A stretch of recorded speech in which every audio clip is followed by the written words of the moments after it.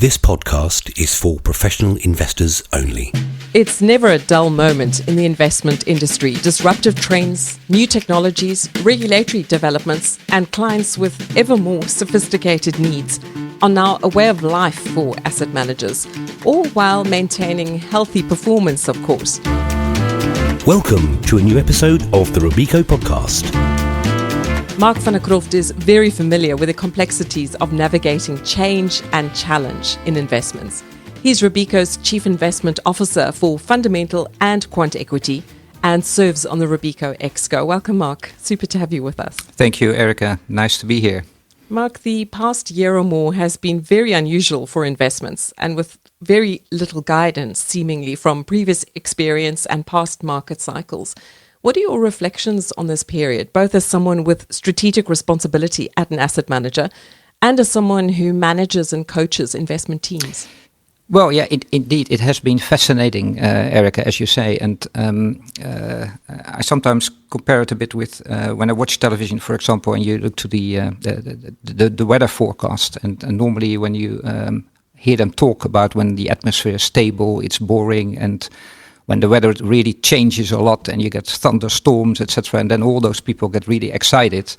And to me, it's a bit the same in being in the investment world. It feels like when the atmosphere is getting turbulent and when markets are showing huge swings, then of course it becomes a bit dangerous to be out there. But at the same time, you feel the adrenaline and you feel that portfolio managers are getting really up to the toes, and you know that's where you're here for, and that gives you lots of opportunities to really show that you have skills and that you really try to master those huge swings in financial markets. So, yeah, on balance, this is the periods which we basically like to be in. The change is a reality, and I think that's very clear from your description of your working life in the industry in which you are. And I think it requires a high degree of nimbleness and flexibility to survive and thrive in this industry. At the same time, it strikes me that the asset management industry places a very high value on stability. Now, would you say there's some sort of a tension between this need for stability and the importance of always being in the process of reinventing oneself and having that adrenaline? Yes, to a certain extent, that is true. It's sort of a dilemma. And, being long in a business that shows that you have to go through huge economic cycles, huge market swings. And at the same time, you must remain calm, understand what's going on. And I think that is something which sometimes feels as a bit of a contradiction, because when you have these huge swings, like we have currently, for example, in the growth or value debate, and the swings in the markets which we're currently seeing, the risk is that you want to change your style, and that's absolutely not what you're here for. Clients commit their money to a certain investment philosophy you have, which is embedded in your whole process for many, many years. And they expect you to stick to your style. They expect you to continue to manage your portfolios according to the philosophy you have. And that's sometimes a bit of finding the right balance in there and trying to keep calm, trying to navigate through those, stormy weathers. And I think being long in the business, that helps you. It helps you to indeed keep this oversight, understand where performance is coming from in times when sometimes, you have some headwinds and sometimes you have tailwinds, and really understand what's going on. And then indeed remain sure that you don't do, stupid things or change things for the sake of that you see swings in markets. And that stability, I think, and navigating in that stability on the one hand and huge market swings on the other, I think that's something which is very important in the role I have to play in overseeing, indeed, many teams with different styles and different portfolio managers. But at the same time, asking the right questions, being sharp on if we really understand where the swings are coming from, if we really understand what it means for your portfolio, and make sure that we remain loyal to what we promise to our clients in terms of the way we invest. And over the years, that has for me been a terrific way in doing my job. It's a bit of coaching, but it's keeping this oversight to me is really a nice challenge in this whole environment. Mark, you oversee both the quant equity and the fundamental equity teams, which I would imagine must be like managing creatures from Venus and from Mars. Quants love what they call deep history. Again, yesterday I heard one of the quants using this term, while the fundamental managers are assessing the distant future. Does it make sense to include these two extremes within one house? Never mind the difficulties of sort of keeping it all together. Yeah, I think it does make sense. And, to start with, as you say, different creatures, in a way that is true. Because if you look to, let's say, the way we build quant portfolios, that's usually built upon past decades of data, finding historical relationships, being based on academic research, and then building portfolios with certain characteristics based on the evidence you have, building a well, robust, diversified portfolio. And indeed, that is different than sometimes on the fundamental side where, for example, on our thematic offerings and trends offerings, where you don't look back into the past and build a portfolio on the back of a benchmark, but where you look for, future winners and almost forget about the benchmark and build a somewhat more high conviction portfolio. And that seems to contradict. At the same time, I think it is very valuable to have those kind of, let's say, different offerings in one firm for several reasons. I think it helps us with, let's say, the cross-fertilization between those two offerings. It makes us stronger. It helps us understanding on what we do and why we do the things we do. And second of all, I think it's also important to note that there are different investment views, but also our clients have different investment views. There are clients who, don't believe in quant investing. They want the emotion of fundamental investing. They don't want to look back. They only want to look forward and believe that is the way to put your money at work. At the same time, you have clients who absolutely not get the emotion into the equation and want 100% rule-based portfolios driven by strong computer-based models and based on evidence of the past. And I think catering these two needs, I think that's the beauty we have in our firm.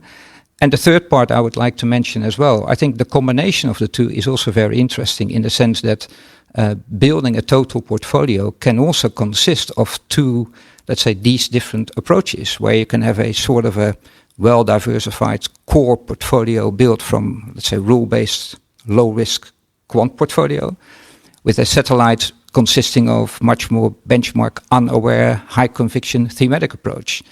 And I think that therefore, for several reasons, it's interesting to have these kind of, let's say, different investment styles under one roof. Now, perhaps directly in support of your point about the value of combining the two styles, some of your Robeco colleagues recently interviewed Professor Bob Litterman, a veteran quant researcher and investor of Black Litterman fame.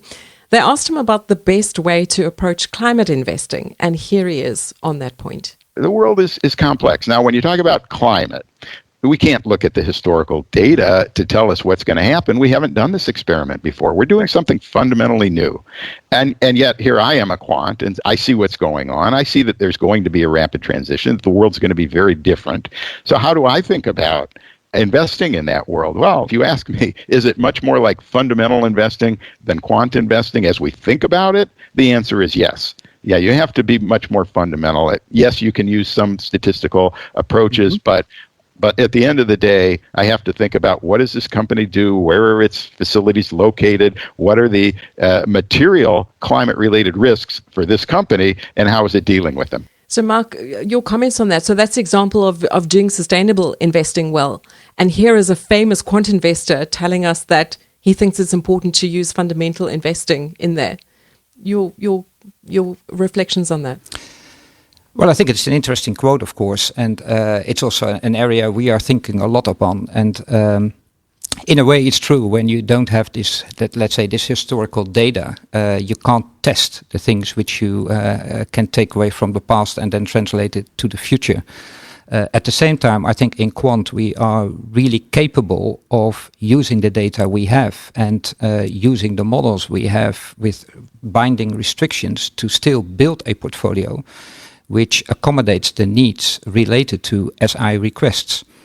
For example, we have done a lot of work over the past couple of years on our index business side, but also on our, let's say, traditional quant business, where we are able to get bespoke solutions where exposures to a portfolio are very much related to SI requirements or SDG requirements, where the risk budget is purely used in order to build such a portfolio, rather than making portfolios with a factor exposure target in it. So I think what Mr. Liddeman is saying is certainly true, but that doesn't mean that you cannot use quant in building portfolios with a sustainable solution. So Mark, changing tack, your career has followed a very interesting route. I had a look at your LinkedIn profile. You started off as an economist, transformed into a bond trader, eventually became a sales director, and then last year took on the title of CIO for the second time in your working life. So quite a variety of job descriptions. Does that reflect the flexibility that we're talking about that's needed in this industry?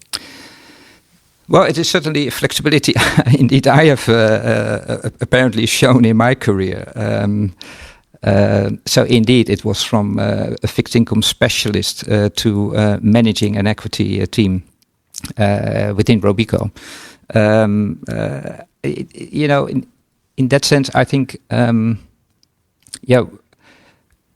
the flexibility is always needed.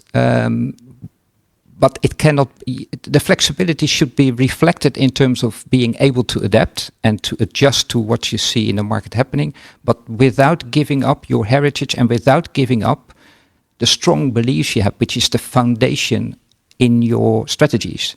And I think in that sense, at Robeco in the past 20 years I've been working for, I think we have been very well able to have this flexibility, adjusting models, adjusting insights, adjusting techniques we use in research, but without giving up our strong academic foundations in the way we manage our portfolios. So indeed, it's finding this right balance between, on the one hand, sticking to your beliefs, believing in the way you work, that is the way to go forward, and at the same time, indeed, being adaptive to survive. You cannot be too dogmatic. You cannot become, sitting still with the risk of becoming a dinosaur in your industry. And I think we have been very well capable of finding this balance between believing in what you do and at the same time adapting to the needs and the new, let's say, techniques which are possible in the marketplace. Now, Mark, let's talk about the relationship between asset managers and clients. We're seeing a drive towards strategic partnerships with clients. What's motivating this? Well, I think that it's continuing.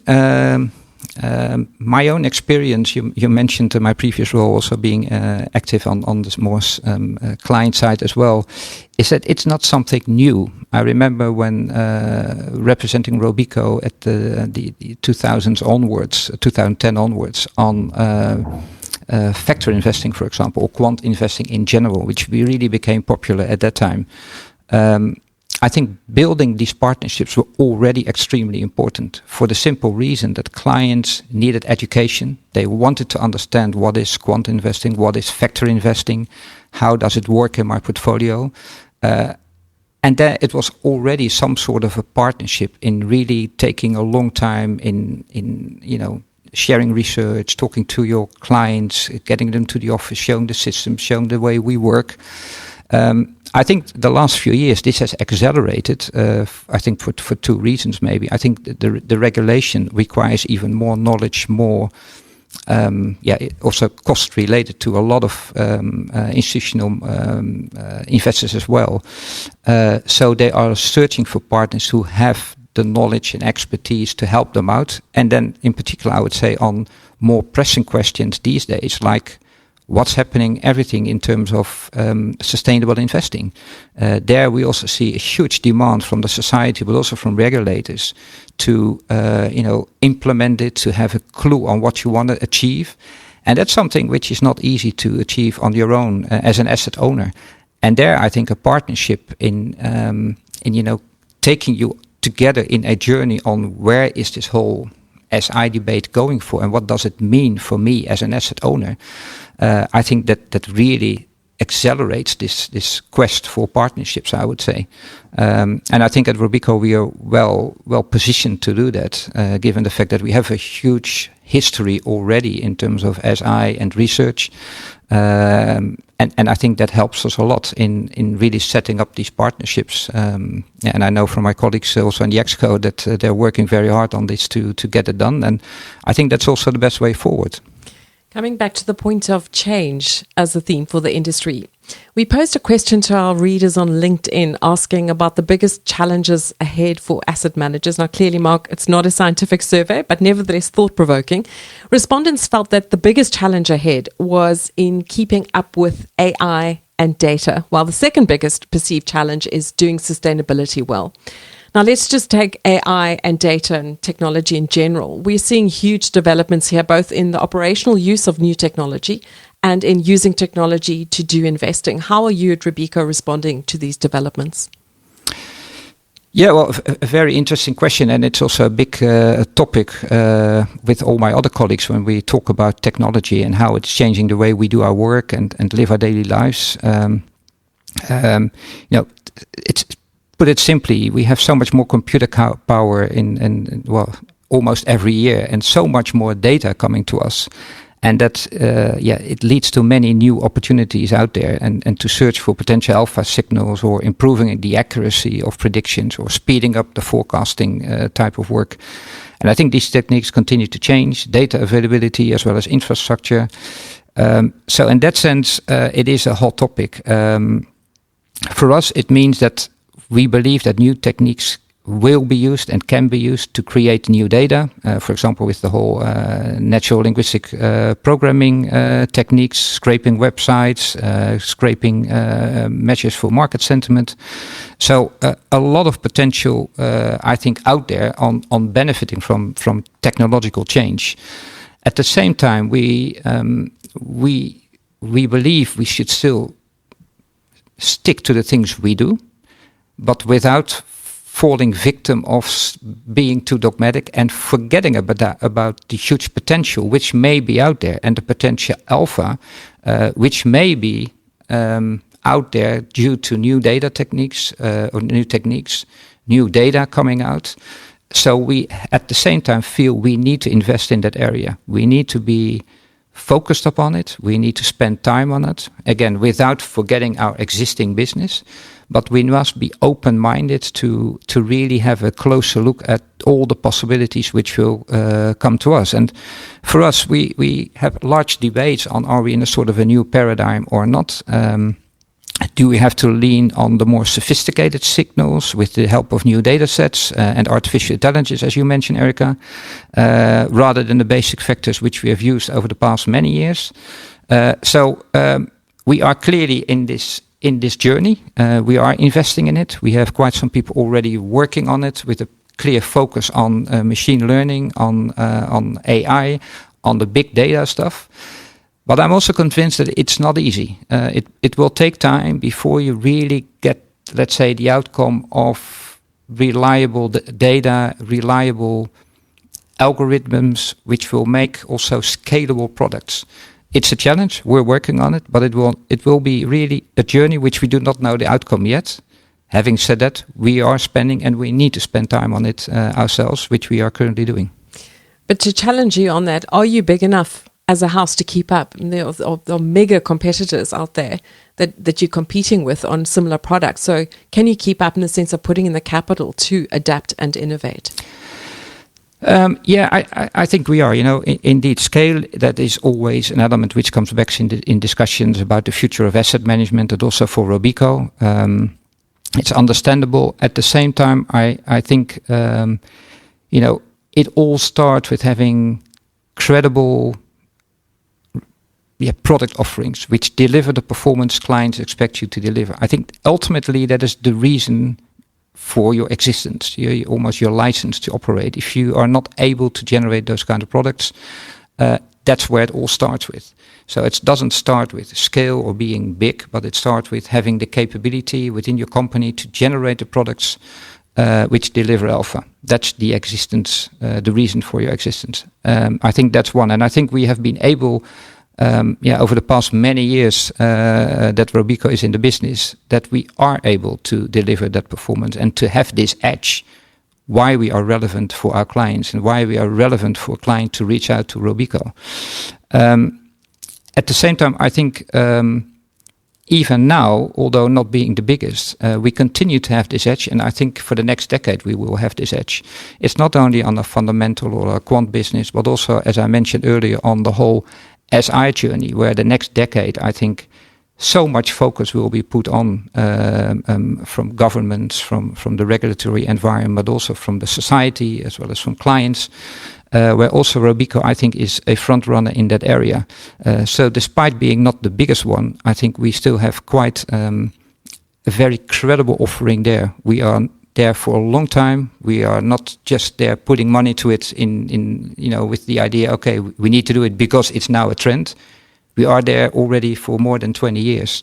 And I think that combination of this entrepreneurship, this credible product offering in combination with the way we look at how the world is moving into this whole SI journey as well, that makes us very well positioned to be an excellent partner for most of our clients.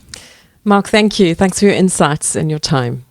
Thank you, Erica. Thank you to listeners. Thanks for being part of this conversation. We'd like to hear from you, so please do send us your comments, feedback and suggestions to podcast@robeco.com. You'll find all our podcasts on your favorite podcast platform, as well as at robeco.com. Thanks for joining this Robeco podcast.